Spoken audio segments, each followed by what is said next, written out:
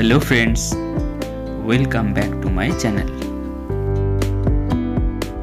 শীতকালে যে সমস্ত ফুল গাছ আমাদের বাগান আলো করে থাকে তাদের মধ্যে অন্যতম হলো প্যান্সি। আজকের এই ভিডিওতে আমি আপনাদের দেখাবো প্যান্সির জন্য প্রয়োজনীয় মাটি আমরা কিভাবে তৈরি করব এবং প্যান্সির প্রতিস্থাপনী বা আমরা কিভাবে করব।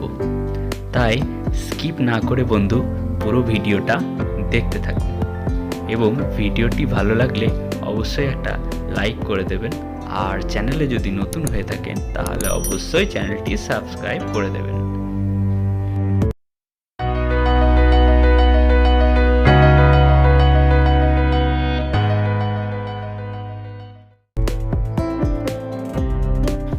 প্যান্সির মাটি তৈরির জন্য আমরা নিয়ে নেব 40% গার্ডেন সয়েল,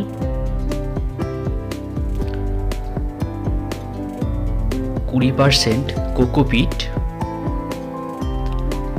10% বালি এবং 30% পুরনো গোবর সার।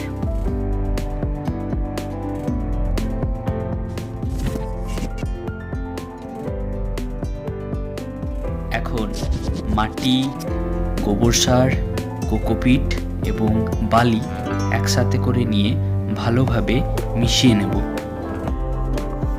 এরপর মাটির মিশ্রণটিতে আমরা 1 মুঠো সিঙ্গেল সুপার ফসফেট এবং 1 মুঠো নিমখোল মিশিয়ে নেব। এই সিঙ্গেল সুপার ফসফেট এবং নিমখোল আমরা প্রতি 10 থেকে 12 ইঞ্চি টবের হিসাবে 1 মুঠো করে নিয়ে নেব। এরপর এই নিমখোল এবং সিঙ্গেল সুপার ফসফেট মাটির সাথে ভালোভাবে মিশিয়ে নিলেই রিপোর্টিংয়ের জন্য আমাদের পটিং মিক্স সম্পূর্ণরূপে রেডি হয়ে যাবে। প্যান্সি গ্রো করার জন্য খুব বেশি বড় টবের প্রয়োজন হয় না।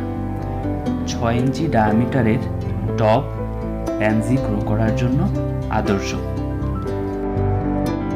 টবের ড্রেনেজ সিস্টেমটা ঠিকঠাকভাবে বানিয়ে নেওয়ার জন্য আমরা কিছু স্টোন চিপস নিয়ে টবের নিচে একটা লেয়ার বানিয়ে নেব এবং এর উপর আমরা কিছু বালি ছড়িয়ে দেব। এভাবে আমাদের ড্রেনেজ সিস্টেমটা রেডি হয়ে যাবে। এই স্টোন চিপসের পরিবর্তে আমরা ছোট ছোট ইটের টুকরো ব্যবহার করতে পারি। রিপোর্টিং করার জন্য আমরা আগে থেকে বানিয়ে রাখা পটিং মিক্সের কিছুটা অংশ টবের মধ্যে নিয়ে নেব। তারপর একটু হাত দিয়ে চেপে চেপে দেব। এরপর প্যান্সি চারাটা আমরা ছোট পট থেকে আস্তে আস্তে বের করে নেব এবং বের করে নেওয়ার পর টবের মাঝামাঝি জায়গায় আমরা বসিয়ে দেব এবং আস্তে আস্তে বাকি অংশ পটিং মিক্স দিয়ে ভরাট করে নেব। আপনারা দেখতে পাচ্ছেন এখন কিভাবে পটিং মিক্স ভরাট করছি। এভাবে আস্তে আস্তে আমরা রিপোর্টিং এর প্রসেসটা কমপ্লিট করব। রিপোর্টিং করা হয়ে গেলে আর একটা কাজ আমাদের করতে হবে, আর এর জন্য আমাদের প্রয়োজন পড়বে হিউমিক অ্যাসিডের। আমরা এই humic acid 2 ml per litre হিসাবে জলে গুলে নেব এবং গুলে নেওয়ার পর আমরা সেই জলটা গাছের উপর আস্তে আস্তে ছড়িয়ে দেব। আর এই কাজটি করতে পারলে আমাদের গাছের রুটের গ্রোথ খুব তাড়াতাড়ি এবং ভালোভাবে হবে, ফলে গাছটি দ্রুত গ্রোথ নিতে শুরু করবে।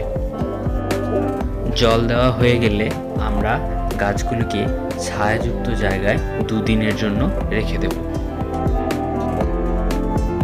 আজকের মতো ভিডিও এখানেই শেষ করছি। সকলে খুব ভালো থাকবেন।